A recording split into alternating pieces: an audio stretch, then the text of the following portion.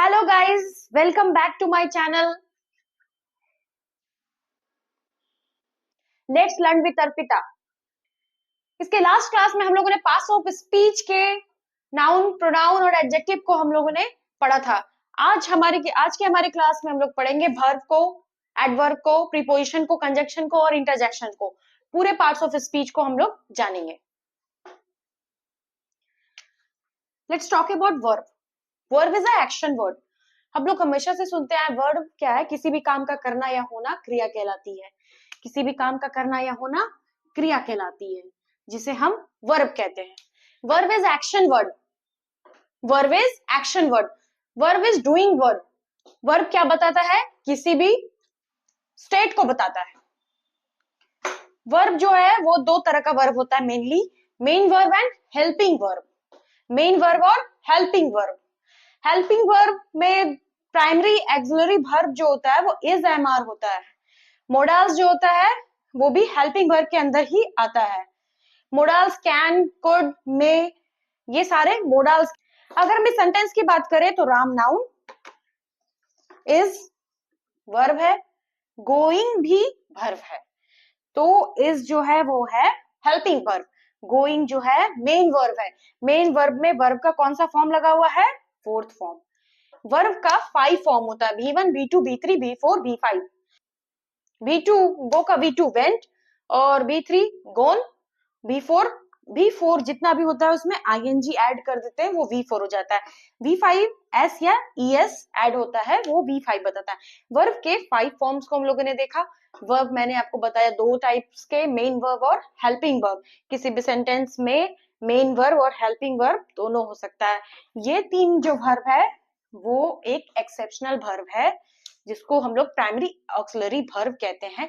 ये तीन वर्ब किसी भी सेंटेंस में हेल्पिंग वर्ब का भी काम करता है और मेन वर्ब का भी काम कर सकता है। इवन एक ही सेंटेंस में दोनों तरह से काम कर सकता है। For example, I do not do the task.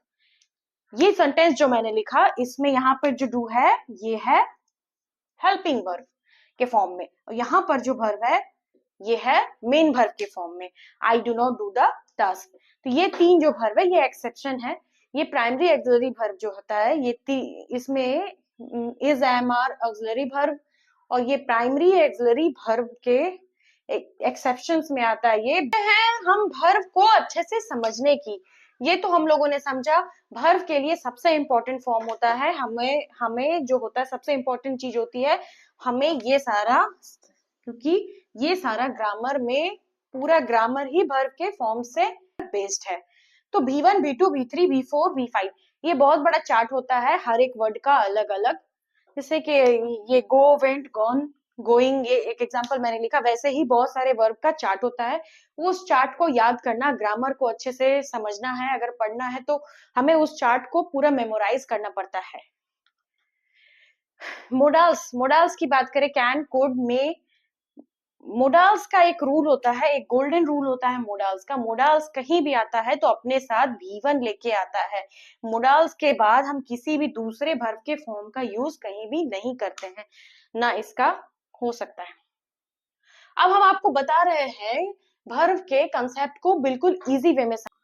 कुछ टर्म्स है जिनको कि हम अगर सुनते हैं तो हम कंफ्यूज कर जाते हैं कि भाई ये कौन सा वर्ड है, ये कहाँ से आ गया। तो हम जानते हैं कि उसको क्या बोलते हैं। इज, एम, आर जिसको हम हेल्पिंग वर्ब के नाम से जानते हैं, इसी को हम लोग लिंकिंग वर्ब के नाम से भी जानते हैं। एक्शन वर्ब, एक्शन को समझते हैं जैसे कि रन, ईट, राइट, गो। ये सारा एक्शन है, जो एक्शन शो कर रहा है, जो किसी भी काम का होना शो कर रहा है, यानी कि इसमें कुछ क्रिया दिख रही है आपको, वो हो जाता है action verb. Transitive verb, transitive verb क्या होता है? जो अपने साथ एक ऑब्जेक्ट को लेके आता है। बिना ऑब्जेक्ट के अगर उस वर्ब को हम लिख देते हैं तो उसका कोई सेंस नहीं निकलता है। जैसे थ्रो, फेंको, किसको फेंको। तो यहाँ पर एक ऑब्जेक्ट की नीड होती है। जब ऑब्जेक्ट की नीड होती है वैसे वर्ब को ट्रांजिटिव वर्ब कहते हैं। इनट्रांजिटिव वर्ब कहते हैं जिसको कि ऑब्जेक्ट की नीड नहीं होती, डजंट नीड एनी ऑब्जेक्ट। वो खुद में, वो एक वर्ड खुद में ही कंप्लीट सेंस और कंप्लीट सेंटेंस को शो करता है। जैसे कि गो यानी कि जाओ, स्लीप सो जाओ, मोडाल्स, इसके बाद मोडाल्स की बात करते हैं। मोडाल्स यानी कि can, could, may, might.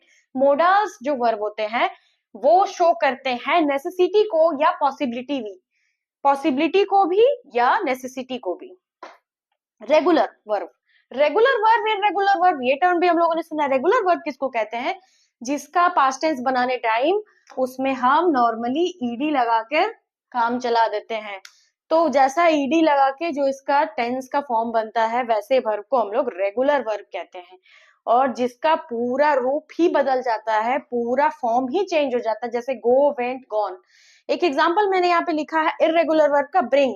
Bring का B2 जब बनाते हैं तो ब्राउट हो जाता है। तो ब्राउट जो होता है वो इररेगुलर वर्ब के अंदर आता है, क्योंकि उसका जो फॉर्म है वो चेंज हो जाता है, रेगुलरिटी को वो खो देता है। फिर एक और वर्ब सुनते हैं, स्टैटिक वर्ब। ये क्या होता है? जो कि स्टेट को बताता है या फीलिंग्स को बताता है।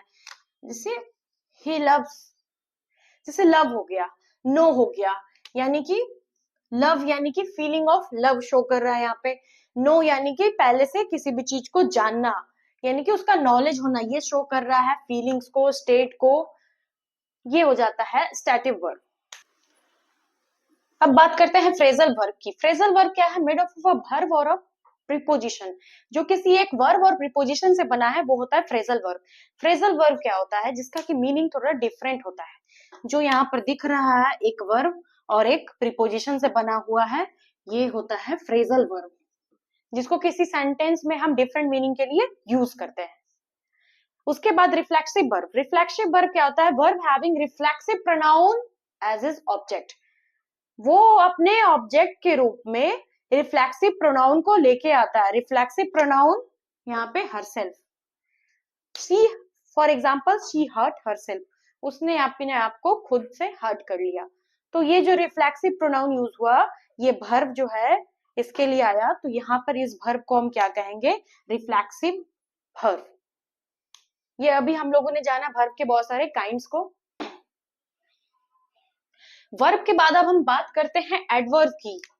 वर्ब के बाद अब हम बात करेंगे एडवर्ब की। Adverb is a word that modifies और डिस्क्राइब वर्ब, एडजेक्टिव और अनदर एडवर्ब। एडवर्ब क्या होता है? एडवर्ब जो कि वर्ब को डिफाइन करता है, डिस्क्राइब करता है, एडजेक्टिव को मॉडिफाई करता है और साथ में किसी और एडवर्ब को भी मॉडिफाई करता है।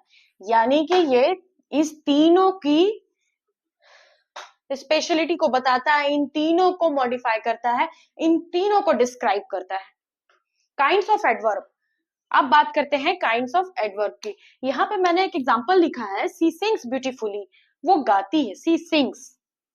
कैसा गाती है? ब्यूटीफुली, बहुत ही सुंदर गाती है, बहुत ही सुंदर गाती है। Kinds of adverb. एडवर्ब की काइंड्स की बात करें, कुछ इंपॉर्टेंट काइंड्स मैंने यहाँ पे लिखे हैं। पॉइंट ऑफ व्यू ये मेरा है यहाँ पे कि आप लोग एडवर्ब को समझ पाओ, जो एडवर्ब जो हम लोग यूज करते हैं उसके अलग अलग टाइप्स को हम लोग समझ पाए उसको। फर्स्ट है adverb of manner. Manner adverb, time adverb, place adverb, frequency adverb, degree adverb, focusing adverb, view point adverb, models adverb and intensive kinds. अब हम इसको जानते हैं कि ये काइंड्स को हम आइडेंटिफाई कैसे करेंगे। मैनर यानी कि वे, मैनर यानी कि तरीका, यानी कि वे।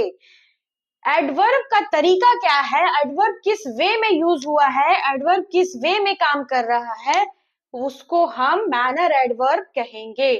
ये जो एग्जांपल है, जैसे सी सिंग्स ब्यूटीफुली, वो कैसे गाती है? बहुत ही सुंदर गाती है। तो ये वे जो हो गया उसका बहुत ही सुंदर, ये हो जाएगा मैनर एडवर्ब का एग्जांपल।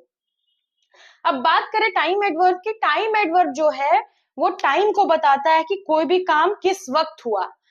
व्हेन यानी कि ये पूछता है आपसे कि ये समय बताता है। व्हेन ये एडवर्ब जो है टाइम को डिनोट करता है। प्लेस एडवर्ब प्लेस को डिनोट करता है, वेयर। उसके बाद फ्रीक्वेंसी एडवर्ब जो है किसी भी वर्ब की, एडजेक्टिव की या एडवर्ब की फ्रीक्वेंसी को डिफाइन करता है कि हाउ ऑफन। उसके बाद हम बात करते हैं डिग्री एडवर्ब की। डिग्री एडवर्ब, डिग्री जैसा कि हम जानते हैं डिग्री मींस हाईएस्ट। डिग्री यहाँ पे आ जाता है किसी भी चीज की लेवल की बात करते हैं कि उसकी डिग्री जो है वो हाईएस्ट है। जैसे एग्जांपल एक्सट्रीमली, एक्सट्रीमली हॉट, अगर चाय की बात करते हैं हम, तो चाय कैसी थी? बहुत ही ज्यादा गर्म थी, एक्सट्रीमली हॉट। तो ये डिग्री एडवर्ब में आता है। फोकसिंग एडवर्ब, फोकसिंग एडवर्ब यानी कि जो कि एडजेक्टिव पे, एडवर्ब पे या फिर वर्ब पे स्पेशली ज्यादा फोकस करे, वो हो जाता है focusing adverbs. View point adverb, view point adverb यानी कि जो पॉइंट ऑफ व्यू होगा वो स्पीकर के पॉइंट ऑफ व्यू से बताता है। पर्सनली है यहाँ पे, अगर हम किसी वर्ड में एक सेंटेंस में लिखते हैं पर्सनली, यानी कि हमारा पॉइंट ऑफ व्यू, मैं अपने पर्सनली में बता रही हूँ किसी भी सेंटेंस को या किसी भी एडजेक्टिव के बारे में, वर्ब के बारे में, तो उस एडवर्ब को व्यू पॉइंट एडवर्ब कहते हैं। अब मोडाल्स एडवर्ब मोडल या पॉसिबिलिटी या नेसेसिटी को बताता है। तो मोडाल्स एडवर्ब जो है वर्ब की, एडजेक्टिव की और एडवर्ब की पॉसिबिलिटी को डिफाइन करता है, डिस्क्राइब करता है। ऑब्वियसली, जैसे ऑब्वियसली हो जाएगा, सडनली हो जाएगा। वर्ब का, एडजेक्टिव का इंटेंस मीनिंग यानी कि इंटेंसली फोकस करता है वर्ब पे, एडजेक्टिव पे। जैसे हम कहते हैं अमेजिंगली, अमेजिंगली, अमेजिंगली जो है ये वर्ड, ये एडजेक्टिव को या वर्ब को स्पेशल फोकस दे रहा है, मीनिंग दे रहा है। ये वर्ड सेंटेंस में आके उस वर्ब को, एडजेक्टिव को एक इंटेंस मीनिंग देता है, ये adverb. A preposition is a word that shows relation between a noun and pronoun. Noun और pronoun या फिर किसी अदर वर्ड्स, किसी सेंटेंस में किसी अदर वर्ड्स के साथ जो रिलेशन शो करता है उसे प्रीपोजिशन कहते हैं। काइंड्स ऑफ प्रीपोजिशन, ये सारे काइंड्स ऑफ प्रीपोजिशंस लिखे मैंने। प्रीपोजिशंस क्या हो जाता है? सेंटेंस में रिलेशन शो करता है नाउन, प्रोनाउन या फिर other words in a sentence. जैसे कि हम लिखते हैं the cat is on the table, cat कहाँ पे है? टेबल पे है। कैट जो है वो नाउन हो गई, टेबल जो है वो नाउन हो गई। प्रीपोजिशन, काइंड्स ऑफ प्रीपोजिशन की बात करें तो प्रीपोजिशन जो होता है, जितनी भी प्रीपोजिशन है उसको अलग अलग कैटेगरीज में डिवाइड करके उसको काइंड्स ऑफ प्रीपोजिशन में हम लोग जानते हैं। सबसे पहला है प्लेस प्रीपोजिशन। प्लेस प्रीपोजिशन जो प्लेस को डिफाइन करे, जो नाउन और प्रोनाउन के प्लेस को डिफाइन करे। इन, ऑन, अंडर, ये सारा प्लेस हो जाएगा प्रीपोजिशन, प्लेस प्रीपोजिशन में। डायरेक्शन, जो कि डायरेक्शन को बताए, जो कि प्रीपोजिशन, जो प्रीपोजिशन डायरेक्शन को बताए वो डायरेक्शन हो। टाइम प्रीपोजिशन, जो एग्जैक्ट टाइम को बताए वो टाइम प्रीपोजिशन हो जाए। जस्ट 5 o'clock, 6 o'clock, जो टाइम को डिफाइन करे वैसा प्रीपोजिशन टाइम प्रीपोजिशन हो जाता है। मूवमेंट प्रीपोजिशन, मूवमेंट जो कि मूवमेंट को डिफाइन करे, walking on the table, sitting on the chair, यानी मूवमेंट को जो डिफाइन कर रहा है वैसा preposition movement preposition. Manner preposition, manner किसी भी काम के होने के वे को मैनर बोलते हैं। Manner preposition. एजेंट प्रीपोजिशन, जो उस काम के करने वाले एजेंट को डिफाइन करे। जैसे कि किसी भी सेंटेंस में हम बाय को यूज करते हैं, this poem is written by William Shakespeare, तो एजेंट को डिफाइन कर रहा है वो एजेंट प्रीपोजिशन। इंस्ट्रूमेंट प्रीपोजिशन यानी कि किस इंस्ट्रूमेंट का यूज करके या किस इंस्ट्रूमेंट का यूज हो रहा है उस सेंटेंस में नाउन एंड प्रोनाउन के रिलेशन को शो करने के लिए, उस वैसे प्रीपोजिशन को इंस्ट्रूमेंट प्रीपोजिशन कहते हैं। He is playing with guitar, तो वो किससे खेल रहा है? गिटार से। तो गिटार को और उसको कनेक्ट करने के लिए विथ का यूज हुआ, तो ये विथ यहाँ पर इंस्ट्रूमेंट प्रीपोजिशन हो जाएगा। Simple preposition, in, on, under, ये सारे प्रीपोजिशन जो भी नॉर्मली रहते हैं उनको सिंपल पोजिशन के अंदर रखते हैं। फ्रेजल प्रीपोजिशन वो होता है जो कि एक फ्रेजल वर्ब के फॉर्म में आता है, जिसका की मीनिंग, जिसमें प्रीपोजिशन का मीनिंग जो होता है वो डिफरेंट होता है। फॉर एग्जाम्पल यहाँ पे इन फ्रंट ऑफ लिखा है मैंने, जैसे इन फ्रंट ऑफ यानी कि उसके सामने, उसका मीनिंग होता है। इसके बाद आता है कॉम्प्लेक्स प्रीपोजिशन। कॉम्प्लेक्स प्रीपोजिशन दो अलग अलग वर्ड्स का जोड़कर बनाया गया है, जिसको कि कॉम्प्लेक्स मीनिंग होता है, जिसका वो कॉम्प्लेक्स प्रीपोजिशन होता है। वो नाउन और प्रोनाउन के कॉम्प्लेक्स मीनिंग को, कॉम्प्लेक्स रिलेशन को शो करता है, वो कॉम्प्लेक्स प्रीपोजिशन कहलाता है। प्रीपोजिशन के साथ अब कंजंक्शन को देखते हैं। Conjunction that connects word, phrases और clauses in a sentence. Preposition किसको कनेक्ट करता था? नाउन और प्रोनाउन को। कंजंक्शन किसको कनेक्ट करता है? फ्रेजेस को, वर्ड्स को, क्लाउजेस को, इन सबको कनेक्ट करता है कंजंक्शन। एग्जाम्पल हम लोग यहाँ समझते हैं, जैसे कोई सेंटेंस है, I like reading books and I also enjoy writing. तो इस दोनों सेंटेंस को कौन कनेक्ट कर रहा है यहाँ पर? ये कनेक्टिंग वर्ड कौन सा है यहाँ पे? And is a connecting word that connects these two sentence. ये दोनों अलग अलग सेंटेंस हो सकता है और इसको कनेक्ट कौन कर रहा है? यानी कि मुझे बुक पढ़ना पसंद है और साथ साथ लिखना भी पसंद है। तो इस सेंटेंस को कनेक्ट करने वाला कौन है? ये and is a connecting word that called conjunction. अब हम लोग काइंड्स ऑफ कंजंक्शन देखते हैं। पहला काइंड है कोऑर्डिनेटिंग कंजंक्शन।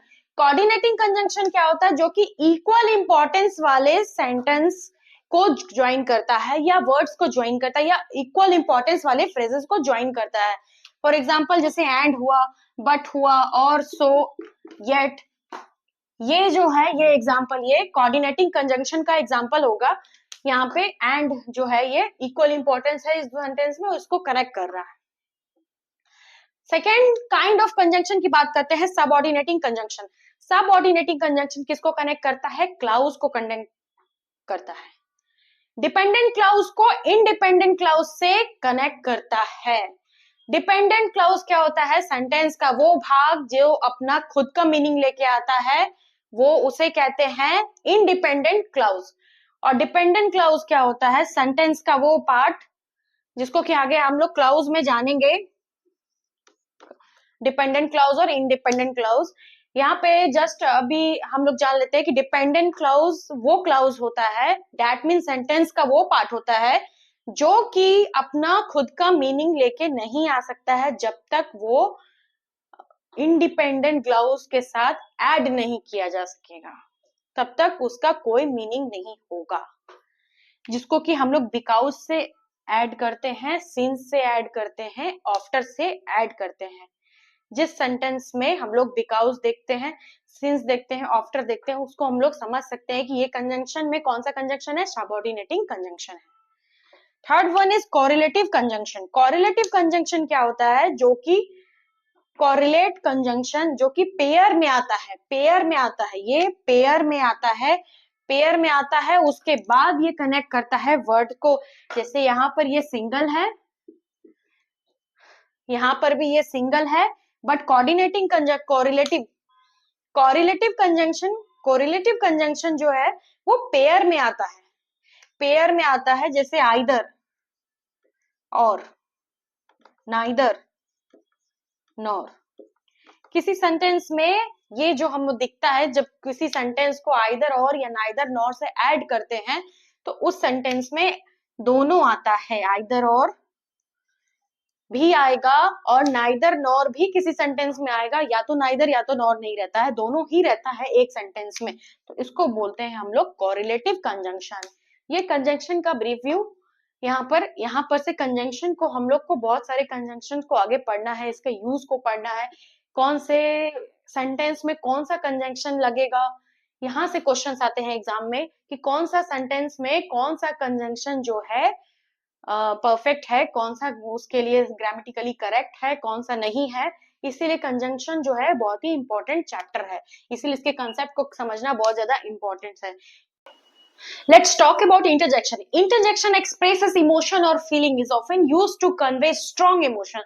यानी कि किसी भी सेंटेंस में strong emotion को, strong reaction को ये वर्ड शो करता है, उसको हम इंटरजेक्शन कहते हैं।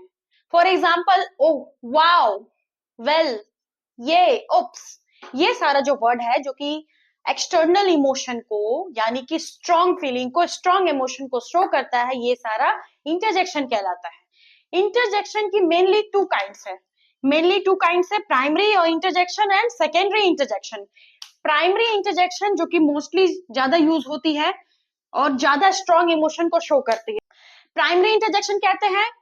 For example, oh, wow, ouch, ये ज्यादा स्ट्रॉन्ग इमोशन को शो कर रही है, डीप इमोशन को, स्ट्रॉन्ग इमोशन को शो करती है। एंड दैट उसके बाद हम बात करते हैं सेकेंडरी इंटरजेक्शन की। सेकेंडरी इंटरजेक्शन की यूज की बात करें तो इसमें आता है वेल, एच, ये जो HMM वाला वर्ड है ये इंटरजेक्शन ही है। इंटरजेक्शन में सेकेंडरी इंटरजेक्शन है, ये जो है स्ट्रॉन्ग इमोशन को शो नहीं करती है, ये लेस स्ट्रॉन्ग इमोशन को शो करती है।